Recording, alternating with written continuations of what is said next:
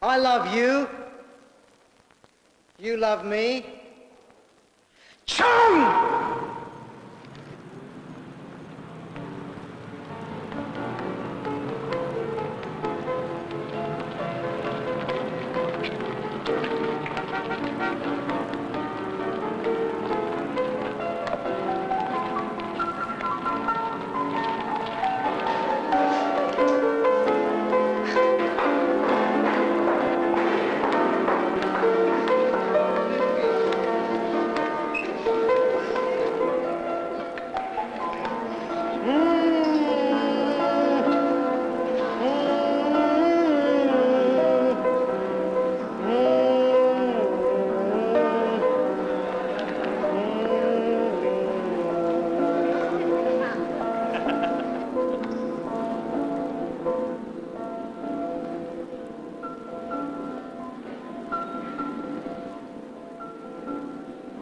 The end of the world will surely come, in Bromley South or Orpington. Morning in the suburbs, sunlight thrown like a blanket over pink and white vistas, villas detached and undetached, islanded with flowering cherry, stone ravens guard the gate posts, the roof left unguarded, each man's garden a province unto itself, linked only by bird song and the tasteful cooing of doves in hedges. The earth moves sudden. Tiny snowstorms of cherry blossom. A black cat runs apprehensive.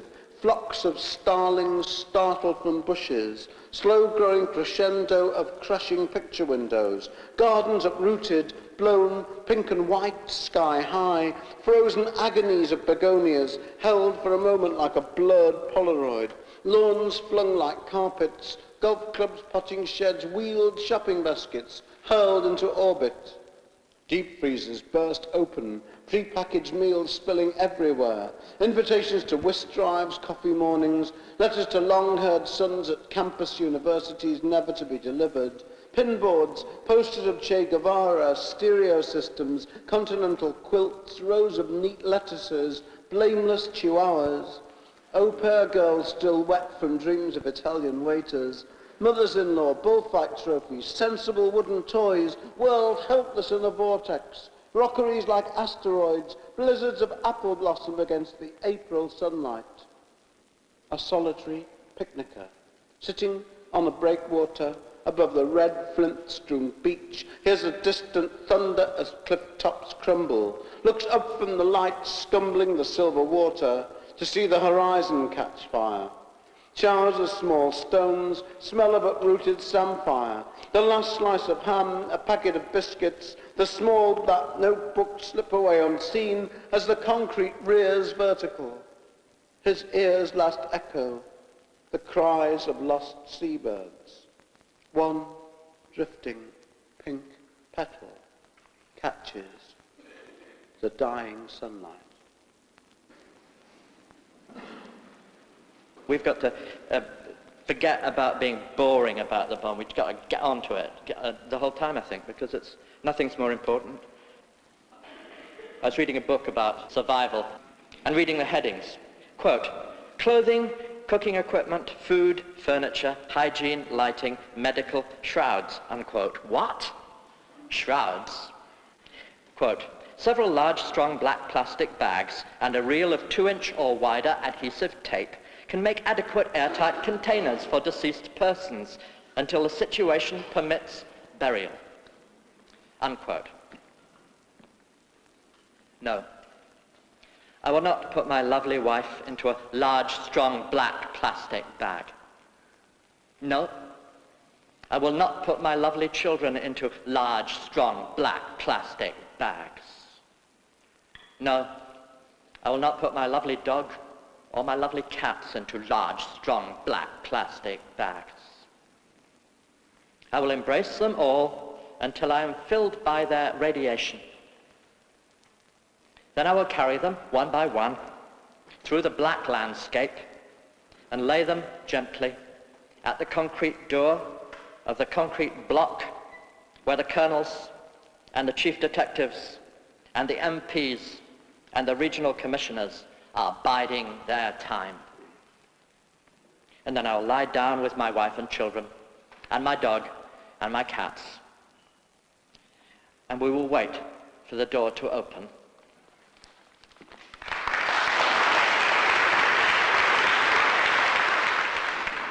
I think this is a problem that we all face now, how to confront this issue.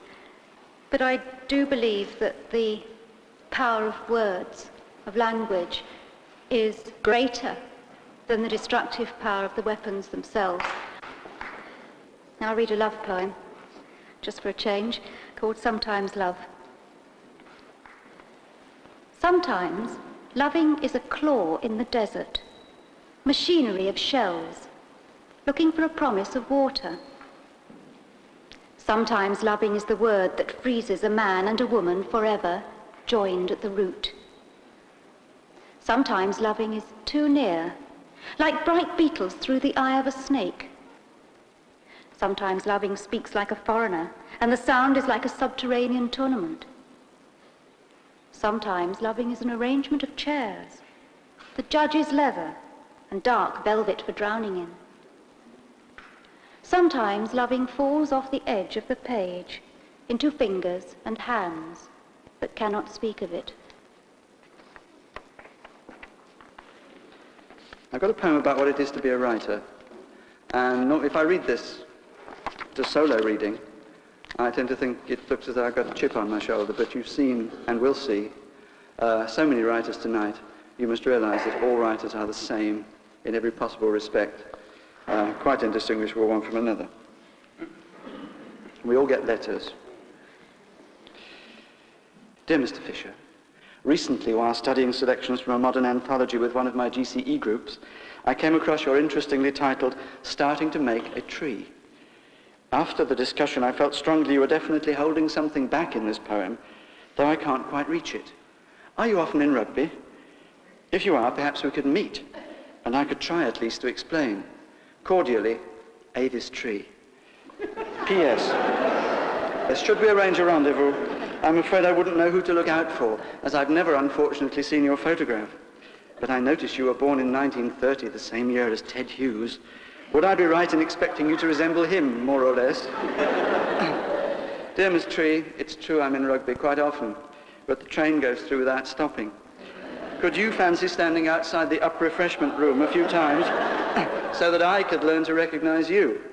If you could just get hold of my 4 books and wave them, then I'd know it was you. As for my own appearance, I suppose it inclines more to the Philip Larkin side of Ted Hughes's looks. See if you think so as I go by. When I was a child, running close to the ground, smelling of earth and grass, I caught the sky in my eye, held the land in my hand. When I was a child, with legs quick and nimble, leaping ditches, scratched by bramble, I flew with time, drew the whole of summer in one breath, knew no time but mine.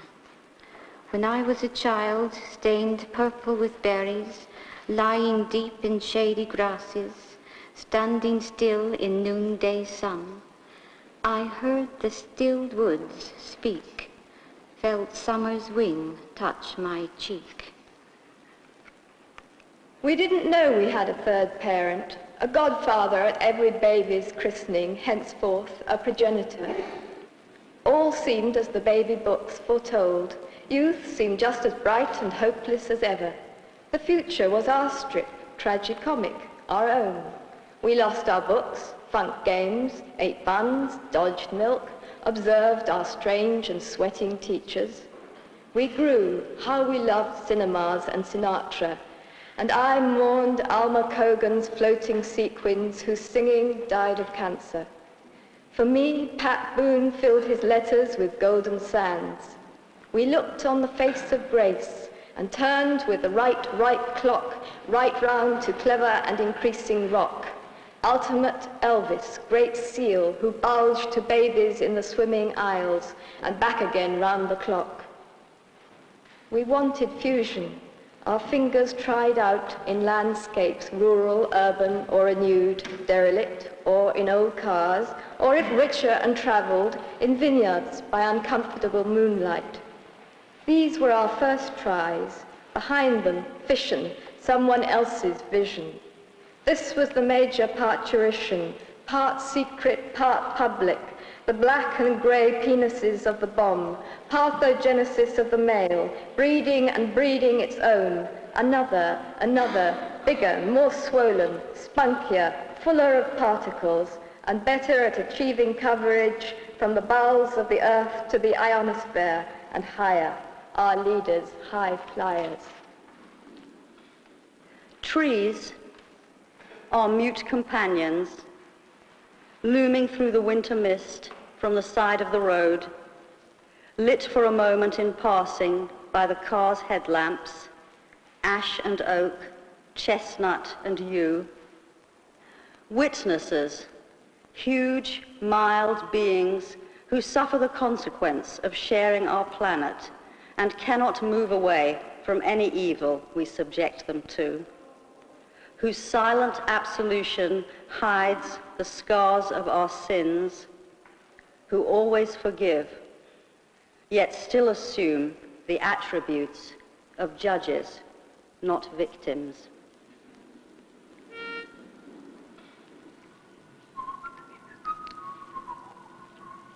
Counting song. I could accompany it, but it looks stupid, you know, you run over there and play a few notes and run back here. Let me count your buttons, dear. 1, 2, 3. Let me count your buttons, dear. 4, 5, 6. Stay your hand, stay your hand. Do not count my buttons. Stay your hand, stay your hand. Keep your hand away. Let me count your fingers, dear. 1, 2, 3. Let me count your fingers, dear. 4, 5, 6. Let me count your fingers, dear. 1, 2, 3. Let me count your fingers, dear. 4, 5, 6. You've a finger extra? Well, I'll be damned. Nobody asked you to count them. All you do is count. Yes, I am a mutant. 1, 2, 3. I developed a taste for nuclear waste. 4, 5, 6. Thank you. I like to satirise about Hampstead, so don't be offended if there's any good Christians in the audience. It's Hampstead by night. It's a wee bit fierce. A comfortable little suburb north of London with its wooded heath, where queers and heteros nest at night, and little girls in mini skirts, boys with long hair and pockets full of French letters, preparing for a night's fucking, pubs flowing with artists, conversing about their masterpieces not yet on canvas, playwrights with introductions to their latest play that they plan to write in their bed-sitters, writers with unfinished novels, poets reciting their newest poems that only find a hearing in the Roslyn Arms or Leonley's parlour in Devonshire Howe, middle-class civil servants of duty, dressed in jeans for their weekend's rest, middle-class ladies hoping for parties, and men with big pricks, public schoolboys with effeminate looks, hoping to win the hearts of butcher boys of Islington and Camden, where the comfortable bourgeoisie hide in their castles. On top of the hill, and the rest of the bourgeoisie amuse themselves in the village 2 stops from Camden town.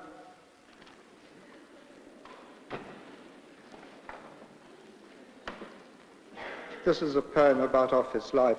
To anyone who's been in an office, it won't come as a surprise, because it's about the rather pointless flirtations that go on when the boys chat up the girls. Office friendships.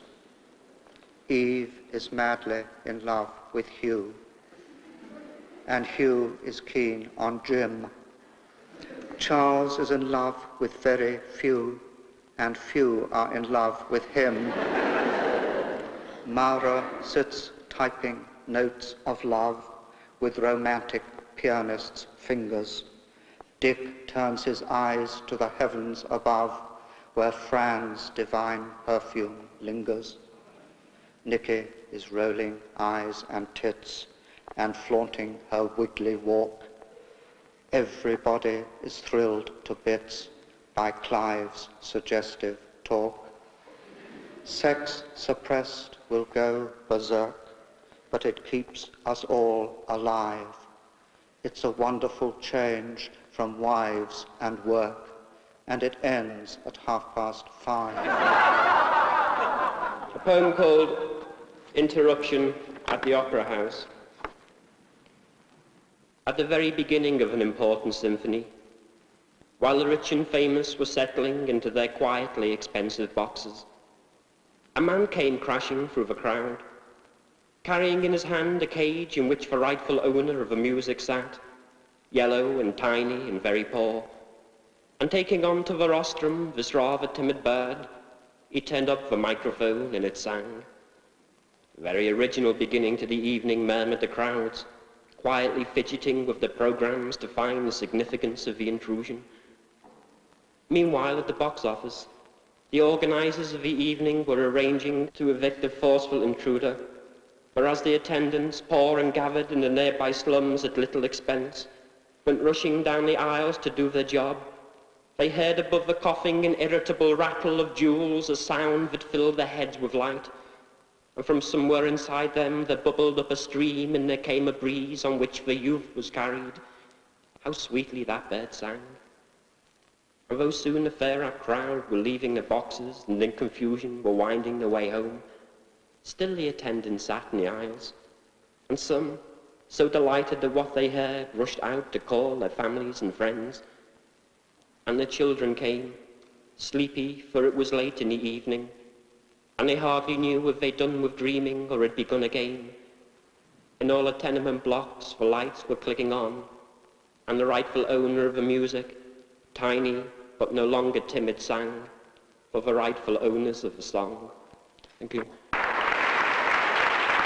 This is a song I wrote with Ian Lynn. It's called In the Later Days of Time, and it's a post-nuclear song.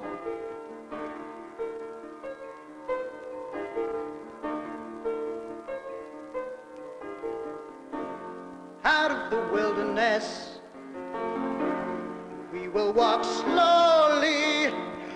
The night will drag itself with wounds in its side. Under the broken sky, once white and fleecy, the ones who made it run will be left behind. Planes we used to believe in, they will fall without pain, fading slowly into the crazy rain. When the green goes wrong with the garden, that's when things they had to get harder. In the later days, later ways, later days of time.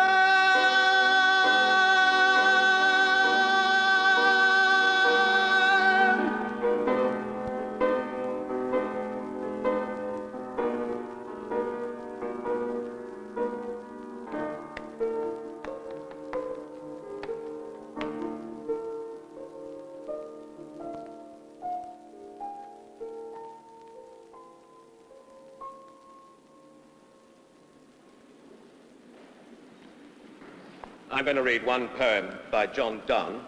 As I understand it, the poem is about the death of love, absence, and desolation, and I felt it was curiously appropriate to the subject tonight. A nocturnal upon St. Lucy's Day, being the shortest day.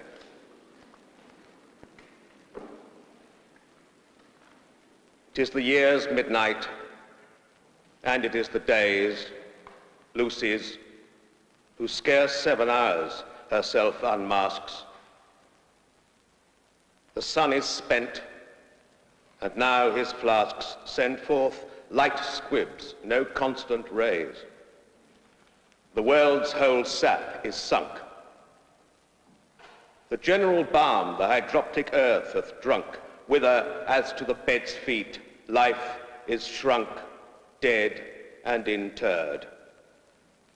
Yet all these seem to laugh compared with me, who am their epitaph. All others from all things draw all that's good, life, soul, form, spirit, whence they being have. I, by love's limbeck, am the grave of all that's nothing. I should prefer, if I were any beast, some ends, some means. Yea, plants, yea, stones, detest and love. All some properties invest. If I an ordinary nothing were, as shadow, a light and body must be here. But I am none, nor will my sun renew. You lovers, for whose sake the lesser sun at this time to the goat is run to fetch new lust and give it you, enjoy your summer all. Since she enjoys her long night's festival, let me prepare towards her, and let me call this hour her vigil and her eve, since this, both the years and the days, deep midnight is.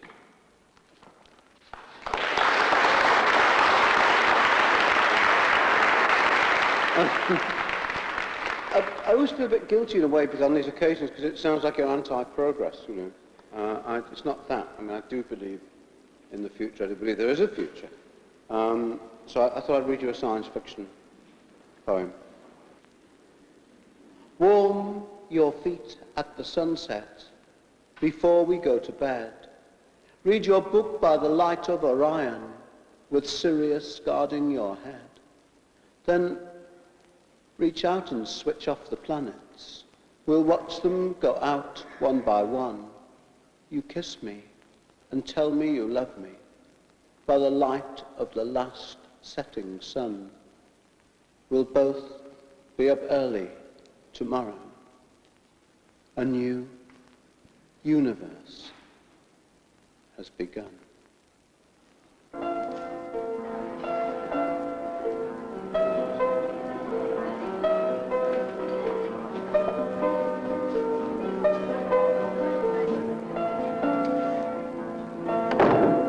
Dancing in the mines tonight along the sunlit shafts.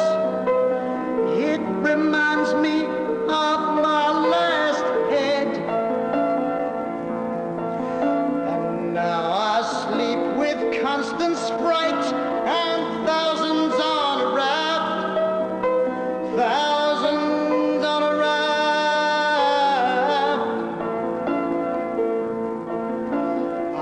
Into the future years, and all I saw was graft. I think it was from town to town. So now I'm living on the road with thousands on a raft, thousands on a raft.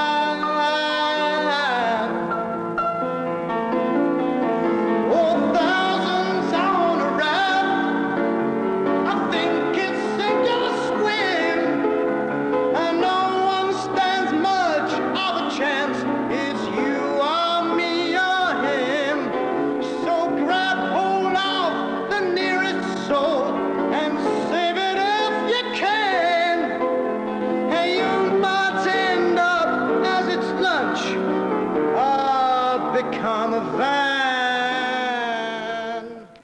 10 years. I spent 10 years at the conservatoire learning how to listen. After graduating with an A+, I gave several concerts sitting on a chair listening to restive audiences.